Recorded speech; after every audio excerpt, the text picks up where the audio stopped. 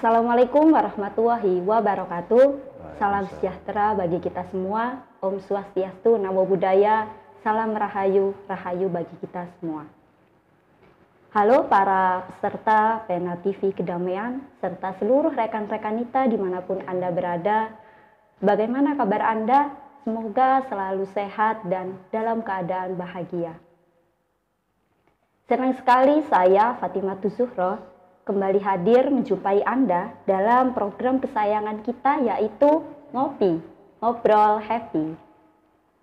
Edisi kali ini kita akan membahas tema-tema atau kabar-kabar yang sedang wah atau cetar membahana dan sedang memanas-manasnya di kalangan para penghuni dunia maya dan jagat pergoiban. Ya, jadi pada kesempatan kali ini kita akan membahas mengenai fenomena pagebluk dan lampor menurut pandangan sejarah dan spiritual Islam itu seperti apa. Apakah lampor itu nama orang atau nama jin? Dan seperti apa pagebluk itu? Kok ceritanya itu berbeda-beda di setiap daerah? Ada yang mitosnya seperti keranda terbang atau keranda yang mengetok pintu rumah atau yang menculik. Nah, langsung saja kita sapa narasumber kita pada hari ini, yaitu Bapak Dr. Andes Tiono Mustafa. Assalamualaikum Bapak. Waalaikumsalam warahmatullahi wabarakatuh. Pripun niki kabarnya? Alhamdulillah sehat-sehat selalu. Ya, sehat kira. Langsung saja nih Bapak niki, niku lagi booming, viral di luar sana di dunia media sosial itu tentang lampor dan pagebluk. Nah, sebenarnya itu apa pengertian lampor dan pagebluk? Kok ceritanya itu berbeda-beda di setiap daerah? Jawa Timur beda dan Jawa Tengah mungkin beda dan beda lagi. Nah, sebenarnya itu seperti apa? Kalau melihat sejarah, ya zaman-zaman nenek moyang kita, khususnya istilahnya pagebluk itu sebenarnya sudah ada. Di konsep Islam juga sebenarnya juga ada. Cuma yang lampor ini hanya mitos. Kebenarannya juga bisa dipertanyakan. Nah, di saat-saat ini memang ada sebagian kelompok orang untuk memanas-manasi dan membuat berita hoak dengan harapan masyarakat itu terjadi chaos. Sehingga dia itu selalu kebingungan dan lain sebagainya, apa yang harus dikerjakan, apa yang harus dijalankan. Dia kadang-kadang berpikir 1000 kali. Padahal kalau kita hidup sebenarnya di dunia ini, ya makhluk Allah itu kan ada yang namanya jin, setan, juga termasuk malaikat, dan kita manusia. Itu sudah diciptakan oleh Allah. Dan kita harus mengakui keberadaan itu. Sehingga kalau ada namanya lampor dan lain sebagainya, kembali tadi saya katakan itu hanya mitos saja. Kebenarannya masih diragukan. Tentang pagebluk, memang zaman Nabi sudah ada wabah pagebluk itu. Namanya taun, jadi wabah penyakit.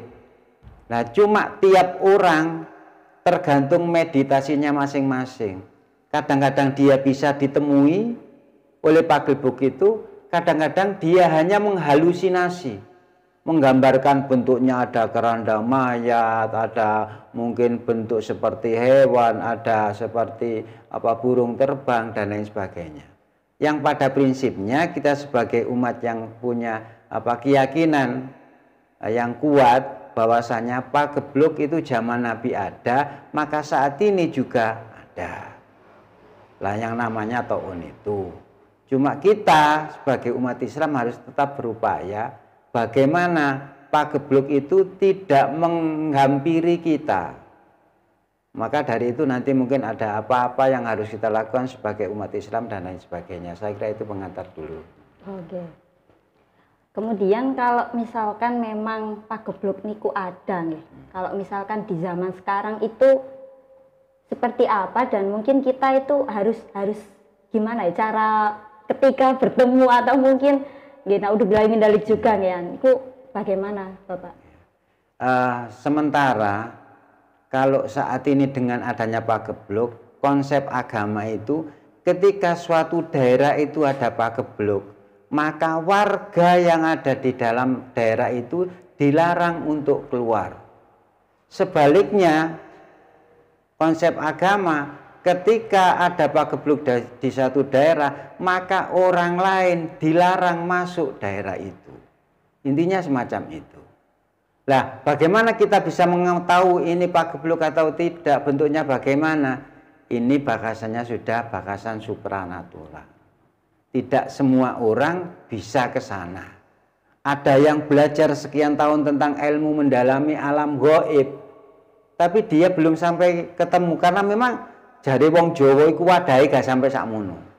Tapi ada orang yang sejak awal ya dia menekuni pada dunia mistik itu, dia bisa bertemu siapa saja, termasuk barang-barang gaib, termasuk masuk sejelis-jelis pagebluk itu.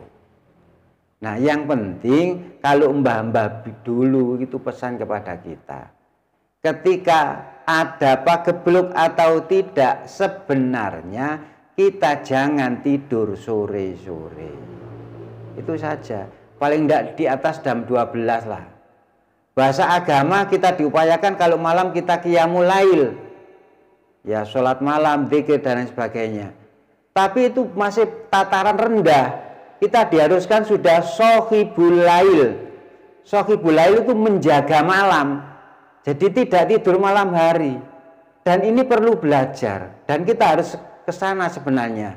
Tidak qiyamul lail tapi sudah shohibul lail. Menjaga malam. Mulai dari setelah maghrib sampai saat waktu sholat subuh. Biasanya kiai-kiai, ulama-ulama kos itu rata-rata semacam itu. Ketika malam hari dia jarang tidur. Tidurnya mungkin setelah sholat subuh. Bagaimana konsep agama yang menyatakan kalau tidur setelah subuh maka rezekinya jauh dari rezeki Allah. Itu bagi mereka-mereka yang malam harinya tidak istiqomah untuk shohibul lail. Tapi bagi mereka-mereka ini luar biasa. Kekuatan setelah subuh dengan malam hari kan jauh berbeda. Apalagi konsep agama menjelaskan sepertiga malam terakhir ini adalah waktu-waktu mustajabah. Walaupun setelah sholat itu termasuk setelah sholat subuh kan waktu mustajabah, tapi kekuatannya masih kuat sepertiga malam terakhir itu sementara itu. Kalau mungkin membahas shohibul malam gitu Pak, bagi orang-orang yang mungkin awam ya seperti kulo dan rekan-rekan kita, mungkin niku kira-kira bagaimana cara untuk menjaga malam ngoten Bapak? Maksudnya dengan cara hanya melekan atau hanya pripun ngoten menurut jenengan? Lah, untuk shohibul lail ini kita biasanya orang-orang khos itu kalau sore mungkin ya kita mungkin bahas organisasi dan lain sebagainya. Tapi kalau sudah mulai jam di atas jam 12, kita bahas mengaji lah bahasanya. Mengaji atau belajar itu tidak harus dengan kitab. Yang sering kita pahami kita mengaji belajar kan dari ayat-ayat Qur'aniyah termasuk hadis dan sunnah. Padahal ayat-ayat kauniyah, ayat-ayat yang terdapat di alam semesta, ini yang jarang kita pelajari. Itu sama-sama ayat-ayat Allah.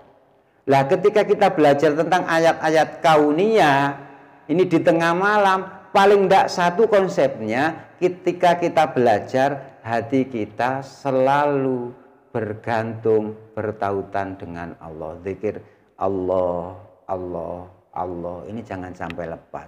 Terus kita bahasnya juga bahas dunia lagi ketika sudah membahas shohibul lail ini. Kita mungkin bahas perjuangan. Bagaimana langkah strategi misalnya dengan semuanya itu sebagai lembaga yang berada di naungan lembaga NU yang termasuk dari IPNU dan IPPNU. Ini bahkannya bagaimana kerja kita, bagaimana organisasi kita, bagaimana kiat-kiat apa yang dapat kita lakukan untuk bermanfaat, berkhidmat kepada NU. Itu saja sudah cukup. Yang artinya kita tidak bahas tentang masalah duniawi. Karena ibadah sementara ini konsep kita hanya memahami ibadah adalah sholat, ibadah adalah zakat, puasa, sodako. Tapi ibadah yang lebih Karena ada ibadah khos, ada ibadah am. Ibadah yang am itu, yang ibadah yang umum adalah segala aktivitas kita, baik jasmani ataupun rohani, yang tujuannya untuk kebaikan, tujuannya untuk li'i'la'i kalimatillah, itu juga akan bernilai ibadah. Ini yang harus kita pahami.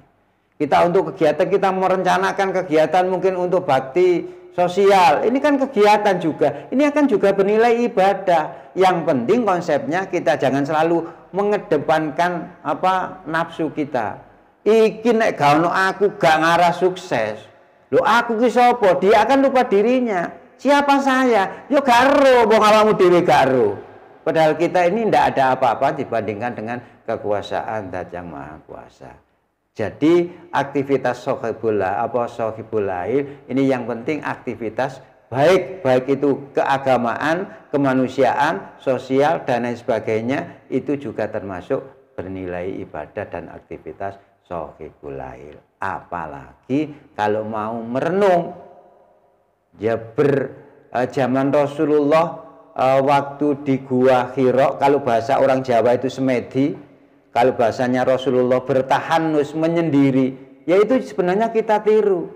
Dan kita sebenarnya ketika pemerintah dengan SE nomor berapa itu, surat edaran Kementerian Agama itu, larangan sholat di masjid, larangan sholat Idul Adha, itu sebenarnya kalau kita tarik garis lurus yang signifikan, itu sebenarnya memberi pelajaran kepada kita, sholat ibadah itu tidak harus di masjid. Bahkan Rasulullah menyontohkan, Rasulullah bertahan mendekatkan diri kepada Allah di atas gunung, di Gua Hira. Perjalanan dari dataran sampai ke Gua Hira itu sekitar, kalau ada yang menyatakan 3 jam, ada yang menyatakan 5 jam, tergantung kondisi orang masing-masing. Jalannya berliku-liku, sehingga ada sebagian kelompok, saya juga pernah mengikuti, itu memang kalau bertahan itu di alam terbuka, di tengah malam yang semuanya sepi, atau mungkin di dalam gua. Dia selalu bertahan, tujuannya apa? Ya itba pada Rasulullah, yaitu mendekatkan diri kepada Allah, tidak ada tujuan lain. Ya kita sementara kita kan kok gak cocok dengan agama, yang tidak cocok itu mana? Kita dengan agama saja kadang-kadang kita gak paham tentang agama. Kita hanya pahamnya kan hanya sepotong-potong atau mungkin kulitnya saja.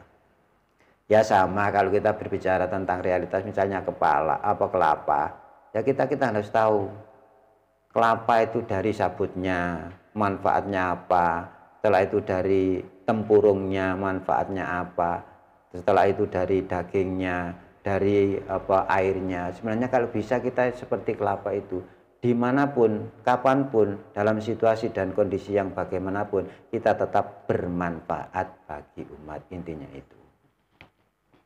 Oke Bapak, itu terkait Sohibul Lail yeah. Kemudian juga di sekarang ini secara khusus membahas untuk di kedamaian sendiri juga niku banyak orang meninggal. Nah, jumlah orang meninggal itu agak sedikit meningkat kalau dikatakan dari biasanya. Kira-kira niku apakah ada kaitannya dengan pagebluk atau memang sudah takdir atau pripun, kira-kira bagaimana niku Bapak? Ya, kalau fenomena saat ini kita kan belum pernah mengkalkulasi. Dalam 1 tahun ini pernah kita mengkalkulasi orang yang mati dengan orang yang lahir banyak mana? Dan yang kedua, ketika kondisi saat ini dengan kemarin-kemarin kita kira di jumlah dalam 1 tahun jumlahnya yang meninggal berapa?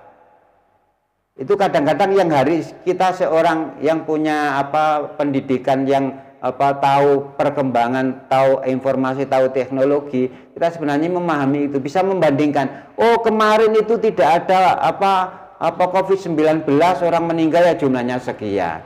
Mungkin saat ini lebih banyak, tapi orang yang lahir berapa?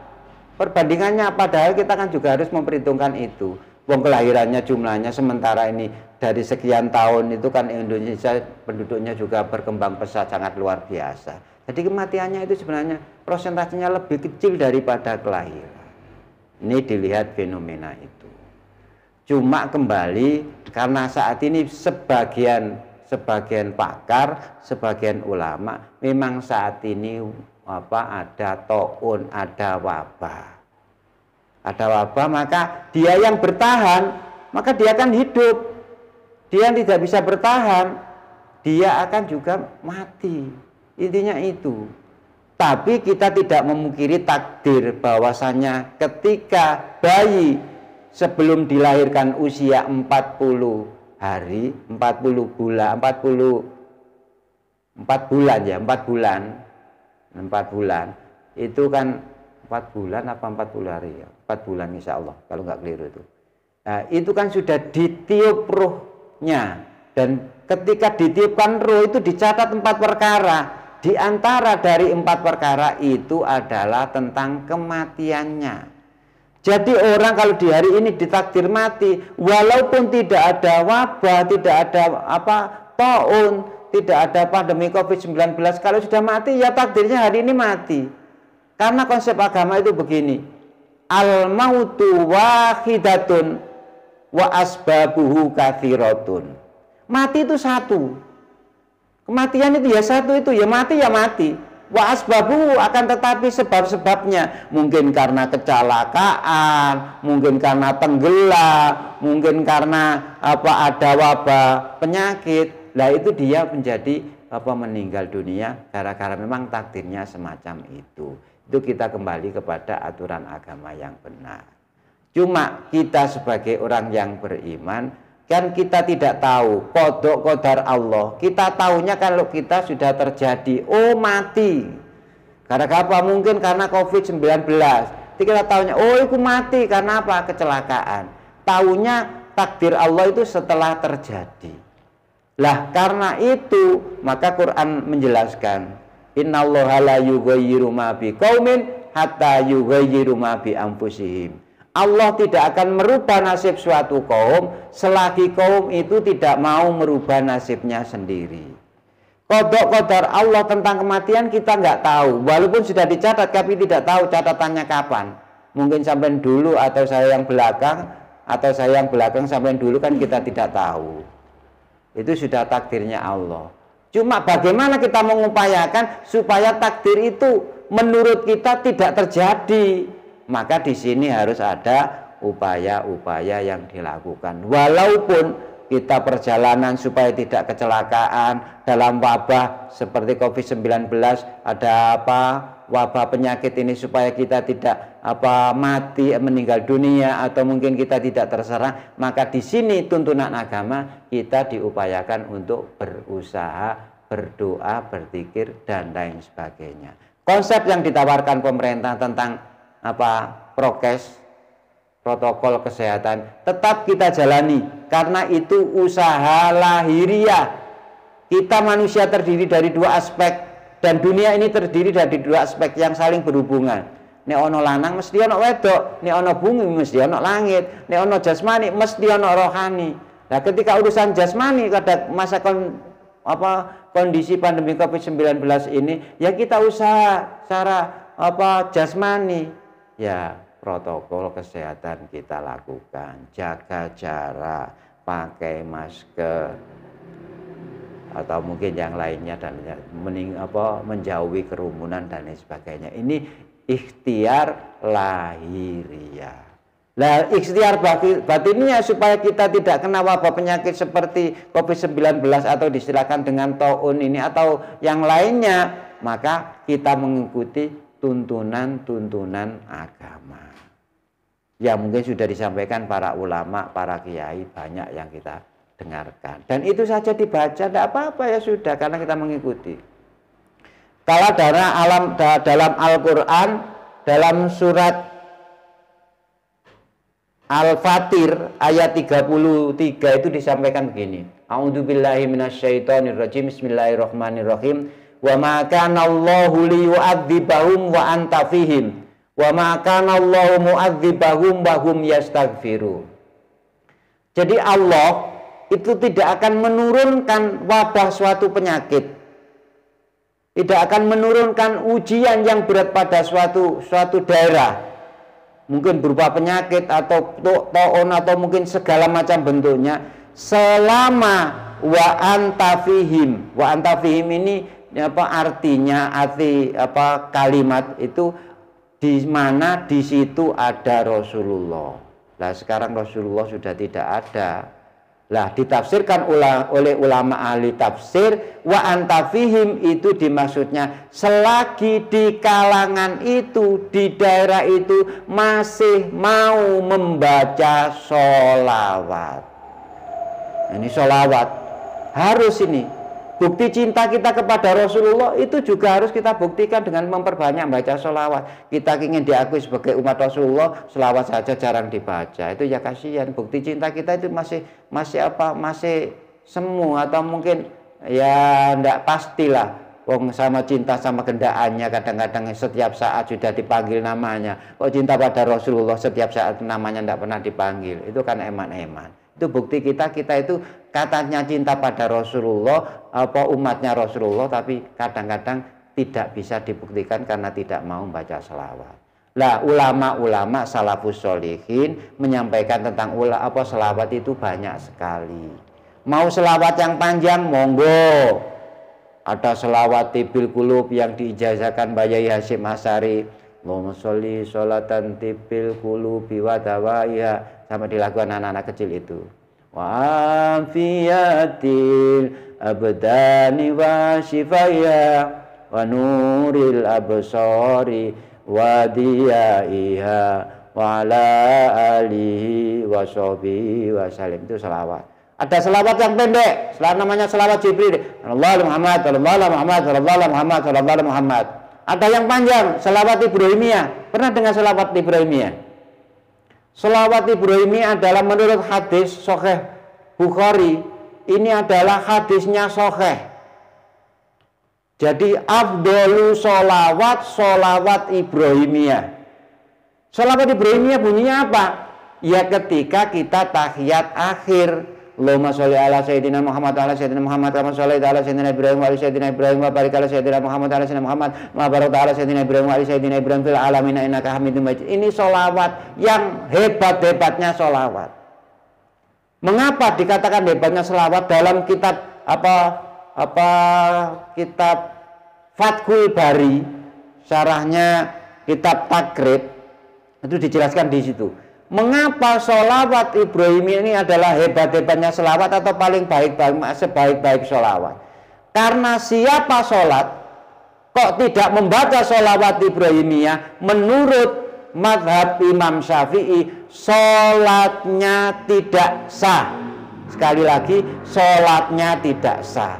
Maka apapun kalau mau membaca sholawat Ibrahimiyah, insya Allah barokahnya luar biasa. Atau mungkin ada sholawat yang agak tengah-tengah ya. Mungkin sholawat Allahumma sholli ala sayyidina Muhammad wa ala sayyidina Muhammad, sampai itu kan mungkin tidak terlalu panjang. Yang penting kita mau berselawat. Man shalla alayya sholatan wahidatan sallallahu biha alaihi asyron. Hadisnya ini. Barang siapa yang mau membaca sholawat sekali saja, maka Allah memberi pahala dari bacaan selawat itu 10 kali lipat. Ini kan kita baca 10 saja jadi 100, apalagi mau baca 1000. Bahkan diterangkan di hadis Bukhari tersebut, barang siapa bisa membaca selawat sehari semalam 1000 kali, maka ketika dia sakaratul maut, sebelum ditampakkan, diperlihatkan pintu-pintu dan pertamanan surga, maka dia ajalnya tidak akan dicabut oleh Allah. Jadi ketika menjelang sakaratul maut, orang ahli selawat itu langsung dipertemukan, diperlihatkan taman-taman surga. Lah sebagian ulama mufassir menyatakan sholawat bukan sembarang sholawat, tapi sholawat Ibrahimiyah. Baru kalian membaca sholawat Ibrahimiyah 1000 kali setiap hari, apalagi dibaca sampai sebelum sholat maghrib sudah selesai, insya Allah fadilahnya semacam itu. Ini yang pertama. Di ayat yang kedua, wa ma kana Allahu mu'adzibahum wa hum yastaghfirun. Jadi Allah tidak akan mensiksa memberi adab, memberi musibah pada suatu kaum, wahum yastaghfirun, selagi kaum itu mau membaca istighfar. Istighfar ini luar biasa. Bahkan pada masa sahabat ada ulama yang alim alamah ini menyatakan didatangi oleh 4 kelompok orang. Yang pertama, dia itu sudah nikah lebih dari 10 tahun, tidak dikaruniai anak. Tanya, ya Syekh, apa caranya, apa yang harus saya lakukan supaya saya cepat dikaruniai anak? Orang yang kedua tanya kepada Syekh, saya ini berada dalam suatu daerah, di mana daerah ini musim kemarau, tidak ada air sama sekali sekian bulan lamanya. Kasihan masyarakat ini. Yang ketiga, ya orang ini datang, dia itu bisnis, tapi usahanya ini hancur lebur akhir-akhir ini. Dia tanya kepada Syekh, insya Allah kalau nggak salah Syekh namanya ini Abdul Yazid Al-Bustami. Ini kira-kira apa yang saya lakukan? Nah, yang terakhir, ya orang ini dikenai musibah, artinya sakit-sakitan, supaya saya dan masyarakat saya itu terbebas dari segala macam musibah dan mungkin taun dan penyakit. Ini apa yang harus saya lakukan? Maka Syekh Yazid Al-Bustami menyatakan 4 orang ini, baik yang belum punya anak, musim kemarau, usahanya yang tidak karu-karuan, dan ketika itu ada musibah, jawabnya apa? Perbanyak membaca istighfar. Perbanyak membaca istighfar sesuai dengan surat Al-Anfal ayat 33 tadi. Jadi ayat 33 bagiannya kedua, wa makan Allahu mu'adzibahum wa hum yastaghfirun. Allah tidak akan memberi musibah kepada suatu kaum, ujian kepada suatu kaum di mana kaum itu masih mau membaca istighfar. Jadi 2 hal dan beret-beret yang lainnya.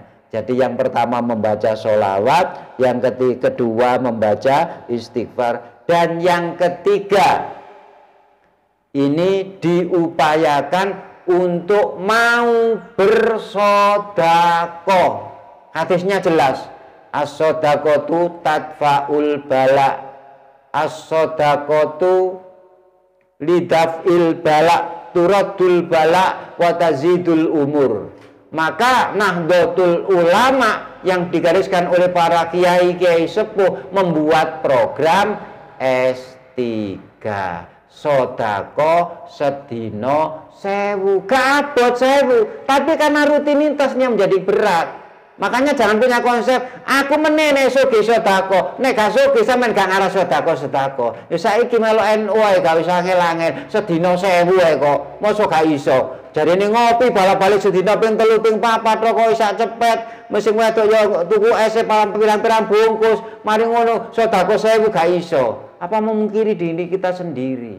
Nah, ini konsep-konsep yang sudah ditawarkan oleh ulama-ulama, khususnya orang ahli ulama-ulama NU. Mari kita jalankan. Bahkan ada doa Bismillahilladzi la yaduruhu ma ismihi syai'un fil ardi wala fis samawati alim. Ada wiritan itu, ada membaca ayat kursi sampai pada bacaan wala yaudu hifdzuhuma wa wal aliyul azim, dibaca 7 kali, ada 11 kali, ada 71 kali. Ya, konsepnya yang mau, yang bisa dikerjakan, kerjakan. Insya Allah 3 hal ini kalau kita jalankan, mau membaca sholawat, mau beristighfar, mau bersodakoh, insya Allah dijauhkan segala macam musibah ujian dari Allah. Ini konsepnya konsep agama. Tapi jangan lupa, karena kita hidup di tengah-tengah masyarakat, prokes, protokol kesehatan tetap kita jalankan. Insya Allah kita diberi keselamatan oleh Allah. Karena kita banyak berdoa, doa ini kan luar biasa. Ad-do'ahu silahul mu'minin. Jadi doa itu pedang. Jadi kita perang sama bagebluk cara kasare nggawa pedang wis landhep ya matek kabeh pagebluke. Nah itu. Nah kalau kita dengan doa saja sudah tidak mau menghiraukan protokol kesehatan, menenek diserang jari jabatan, oh coba jari Gusti Allah takdiri aku diserang penyakit, matek bongko yo karepmu. Logikanya semacam itu. Ya itu sementara. Nggih Bapak, kembali ke pagebluk niku tadi. Kalau kejadian pagebluk sendiri niku apakah ada perbedaan dari dulu sama sekarang? Ya kalau bahasanya Rasulullah itu namanya taun. Ya bahasa wong Jawa, dewek-dewek kadang-kadang Jawa asine wong Jawa. Sebenarnya konsepnya yang orang Jawa ini kan luar biasa. Ya iku mang nek kepengin selamat gak usah akeh-akeh. Selamat tono. Lho wis ngono tok ae. Nek kepengin selamat ya selamat tono wis gak usah aneh-aneh. Nah kalau pagebluk wong Jawa ku ya iku memang bentuknya itu ada ya seperti taun itu menghinggapi suatu daerah.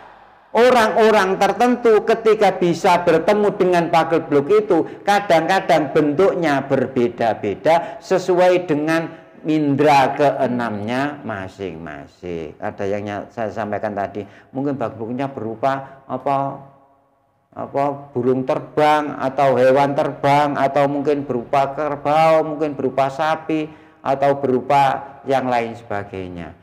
Tapi kalau lampor mitos-mitos itu sementara konsep agama itu tidak ada. Dan itu kadang-kadang cerita yang dibuat-buat untuk memperkeruh suasana yang ada. Kalau mungkin ada orang perlu ditanya, diperjelas, benar sampean, berani disumpah. Buktinya apa? Loh, kalau bisa itu semacam itu. Karena memang zaman akhir ini banyak berita hoak. Ini menjadi fitnah, karena di zaman akhir itu munculnya fitnahnya Dajjal.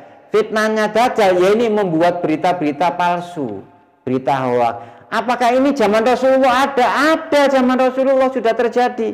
Namanya hadisul ifki, hadis bohong, berita bohong. Ini zaman Rasulullah. Apalagi sekarang ya sudah luar biasa orang membuat semacam itu. Yang penting semacam itu. Mungkin itu penjelasan saya. Oke, kemudian untuk ada juga ritual nih Pak. Kalau orang-orang masyarakat mengatakannya ritual tolak balak atau ritual tolak pagebluk ngoten. Ada yang bubur tujuh macam atau ada yang obor keliling kampung. Kira-kira itu seperti apa kalau menurut pandangan Islam ngoten? Kalau saya balik konsep Mbah Bien. Ya cuma memang kadang-kadang tiap orang punya indera keenam, kudu ngene. Yes konsep ingin selamatan, ya sing penting selamatan. Nek kepengin selamat ya selamatan wis ngono tok. Mbok bubur abang, mbok gawe kupat, mbok gawe ngene, wis pokoke selamatan. Tolak balak, ya wis ngono tok, wis gak usah aneh-aneh. Konsep agama itu semacam itu. Engko diwarnani kudu gawe 7 macam, wis airnya apa yang diminum nanti beberapa macam juga sama dengan apa bubur itu jumlahnya, makanannya juga harus sekian jumlahnya. Ya monggo. Islam itu tidak memberatkan, ad-dinu yusrun, agama itu mudah, tidak memberatkan. Sing gawe angel ya menungsane ae. Ya gara-gara selamatannya selamat wis salah balak ya wis ngono ae. Lah bagaimana adat istiadat mungkin yang agak kita kadang-kadang itu berpikir itu ya apa ngono dikongkon gowo oncor nek penyakite apa buyar kabeh nyingkir kang ngono omahe disumeti oncor ya saya logika kita tempat-tempat yang tidak pernah dihuni manusia terus dalam keadaan kosong tidak ada lampunya maka dihuni oleh makhluk-makhluk lain. Lah kalau kita saat ini ada kondisi ini, omai dipetengi ya diparani temenan. Lah bagaimana? Ya omaiku masih gak usah oncor, lampu sing bawenter nang ngarep lak cukup. Nek keliling kampung, lah mang mesti kandhani awal-awal, ayo ojo turu sore-sore. Kondisi saat ini begini, sing cegalek jare mbah-mbah biyen. Yaitu melaku nang kampung. Kalau konsepnya agama bahkan ketika kita kepingin kampung selamat, perangkat-perangkat desa, tokoh-tokoh agama keliling kampung tiap pojokan membaca apa ayat kursi 71 kali, azan di situ dan berdoa di situ, baca wiritan-wiritan yang lain di perbatasan antara satu desa dengan yang lain, itu dibacakan semacam itu tata cara agama yang disampaikan ulama-ulama kita. Dene kok gawe obor, pelong gawe obor yo gak apa-apa, tapi satu konsepnya yang harus kita ingat-ingat. Jangan sampai kita terjebak dengan pelajaran itu. Aku gawe oncor, alhamdulillah anakku sabojoku terteko berkati oncor iku gak kena penyakit. Ini kan sudah musyrik, syirik yang luar biasa. Kita harus punya anggapan wis ngene, ya gak apa-apa melok tangga-tanggane gawe oncor kok jane gak gawe oncor, oncone sampean kementi. Lha ono gawe oncor, tapi konsep kita alhamdulillah kita diselamatkan oleh Allah ya dengan berkat apa ini lantaran oncor dan lain sebagainya. Yang penting kita selamatkan ini karena diselamatkan oleh karunia Allah. Kembalinya intinya itu. Ini konsep yang harus betul ditanamkan. Lah kadang-kadang kan tidak kita. Ya padha pokoknya aku nek suntik nang dokter iku mesti waras. Nek kalau dokter wis gak waras mesti dokter iku mesti waras. Yang membuat sembuh itu siapa? Ini kan sudah syirik benar ini. Ya sama saja. Kita ziarah yang suka ziarah kepada wali Allah. Nang kono Mbah Wali, aku njaluk tolong ya sampai nyai sugih. Ya itulah kan sudah keliru. Kita tabarukan kepada wali Allah, ya Allah dengan berkah wali panjenengan saya mohon diberi rezeki yang luar biasa. Konsepnya kan semacam itu. Ya karena apa? Bahasan tauhid keimanan kita itu memang harus jeli dan hati-hati supaya kita tidak terpreset dalam hal kemusyrikan dan kesyirikan. Saya kira itu. Kemudian mungkin sudah menjelang akhir nggih Bapak. Ya. Mungkin ada yang ingin disampaikan lagi kepada rekan-rekan kita seluruh masyarakat juga terkait isu atau fenomena yang lagi booming nih. Ya. Kita sebagai orang yang beragama, walaupun berbeda-beda agama, punya konsep sendiri-sendiri. Hidup kita ndak usah menyalahkan orang lain. Oh, iku agamane ngono sampean mesti meneh mlebu neraka. Nerakamu ta. Nah, agama itu keyakinannya berbeda-beda. Wong Nabi saja jumlahnya 120.000. Rasul jumlahnya 313. Nabi dan Rasul yang wajib kita ketahui adalah 25. Kan masih banyak yang kita tidak ketahui. Mereka itu mengajarkan menurut nabinya yang sudah terdahulu itu kan juga kita tidak tahu. Makanya tidak usah menyalahkan keyakinan orang lain. Kita kadang-kadang masih terbungkus dengan syariat.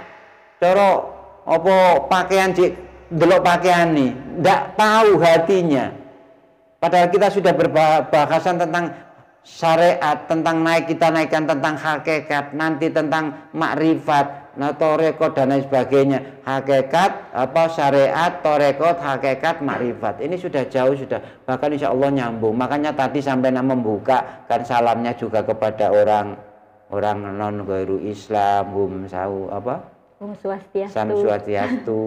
Dan itu dan sebagainya itu menghormati rasa penghormatan kita itu punya konsep sebenarnya NU luar biasa.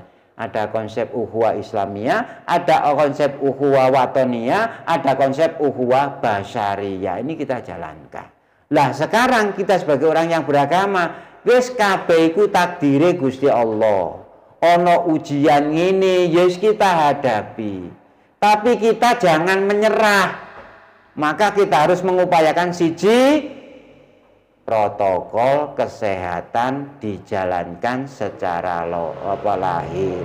Yo cuci nek mari teko dindi yo wisuwa lho.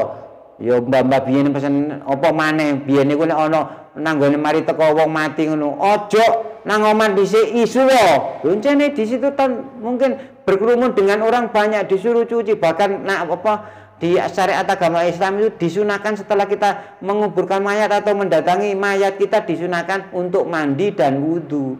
Itu agama. Nek mbah-mbah biyen kan gak usah ngelange njupuk isuwa dhisik. Ya saya kira semacam itu kita banyak cuci tangan, jaga jarak, pakai masker, meninggali kerumunan itu usaha dohir. Dan yang kedua adalah usaha batin yang sudah saya jelaskan di awal tadi. Dua konsep ini kita laksanakan, dohiron wa batinan, insya Allah kita selamat minat dunya hatal akhirah. Amin. Saya kira itu, Gub.